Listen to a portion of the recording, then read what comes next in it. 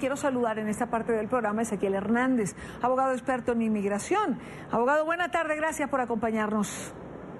Buenas tardes, Indiana. ¿Por qué es tan complicado? Empecemos por ahí antes de enfocarnos en lo que dijo el tribunal.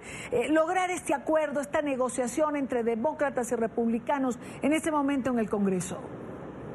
Bueno, es que no es entre demócratas y republicanos, es entre lo que quiere el presidente y lo que están tratando de determinar los demócratas en términos de ver si esto, los 4 pilares del presidente, en realidad es beneficiario no nada más para los Dreamers, sino para todo el pueblo indocumentado aquí en los Estados Unidos, y no nada más eso, para los Estados Unidos y los inmigrantes en el futuro. Los 4 pilares del que el presidente pide esencialmente criminalizan a toda la gente que está aquí indocumentada desde hace años, le da solo ciudadanía a 1.8 millones de Dreamers, a las personas que aplicaron o que podrían aplicar, y crea una maquinaria legal para deportar a aquellas personas que ya existían aquí, y también reduce el número de inmigrantes en el futuro y la calidad o el tipo de inmigrantes que entrarían a los Estados Unidos. Así es que no es algo muy bueno, aparte de esos 25 mil millones de dólares que se utilizarían para un muro entre Estados Unidos y México. Así es que es el plan del presidente, en mi opinión, el que está atajando un acuerdo en el Congreso.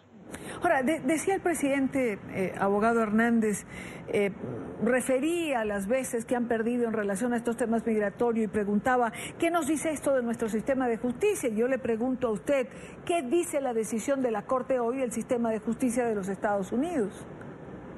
Bueno, quisiera darte unas buenas noticias en relación a eso, porque a mí me alegró mucho, no porque no apoyo al presidente o porque apoyo a DACA, sino porque en este momento no había razón y urgencia para brincar un proceso jurídico que se requiere para llegar a la Suprema Corte de Justicia. Se tiene que seguir el trazo que se ha hecho históricamente, por eso están las Cortes. Los únicos tipos de casos que han llegado ahí, te doy un ejemplo, es, por ejemplo, la investigación de los documentos y de las grabaciones del presidente Nixon.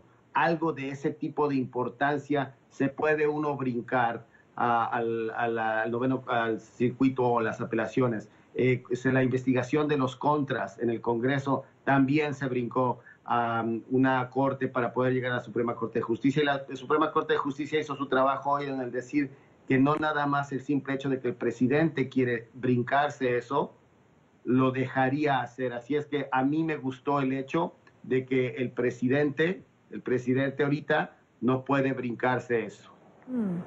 Ahora, DACA regresa, el sistema tiene que recibir las solicitudes de renovación y tiene que darlas en los casos que sea necesario.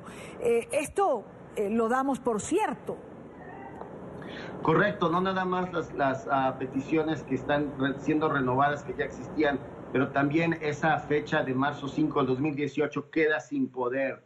Así es que restaura la posición del programa antes de que el presidente lo suspendiera en septiembre del 2017. Es decir, abogado, alivio para los soñadores. Por lo menos se quitaron esa espada de Damocles que significaba la fecha del 5 de marzo. Correcto, y no nada más para ellos, pero también para el presidente. Le quitó mucho poder para poder negociar y utilizar a los Dreamers. Ahorita que tiene esa corte quitándole ese poder, es por eso que el presidente mismo es el obstáculo a que haya una reforma migratoria en los Estados Unidos. El 23 de marzo conversaba con Gustavo Alegret, con nuestro director periodístico en Estados Unidos. El 23 de marzo es una nueva fecha en la que los demócratas podrían presionar para lograr un acuerdo. ¿Cree usted que sea viable, vía presión, un acuerdo en torno a estos temas? No, porque la misma Corte tiene ese efecto también con los demócratas. Les quita la habilidad de decir que los Dreamers tienen solo una fecha límite, y la Corte, a menos de que falle antes de eso, y no lo creo que lo va a hacer, le da la habilidad a todos estos Dreamers que tengan extensiones de otros posibles 2 años, siempre y cuando esta orden siga vigente. Yo no creo que ni los demócratas no van a querer cerrar el gobierno por esa razón. por la misma razón que la Suprema Corte de Justicia no le dio la oportunidad al presidente de llegar a ese punto, porque aunque es importante para inmigración, no es un tema de suprema urgencia a nivel nacional que se tenga que cerrar el gobierno. Lo que no puede cerrarse o lo que no puede detenerse es la voz de los Dreamers, la lista de actividades que se han venido planificando para hacerse sentir y para pedir una solución definitiva. Correcto, y eso es un movimiento revolucionario en términos de cómo deben de pasar las cosas. Lo estamos viendo también jóvenes y las víctimas de esa masacre en Florida están haciendo lo mismo. Así es que es el afectado, el que aquí ahora, en esta nueva era de movimientos revolucionarios, son los que van a hacer las cosas cambiar y no necesariamente los políticos. Pues quiero darle las gracias a Ezequiel Hernández, abogado, experto en inmigración. Gracias por acompañarnos. Muy buena tarde para usted.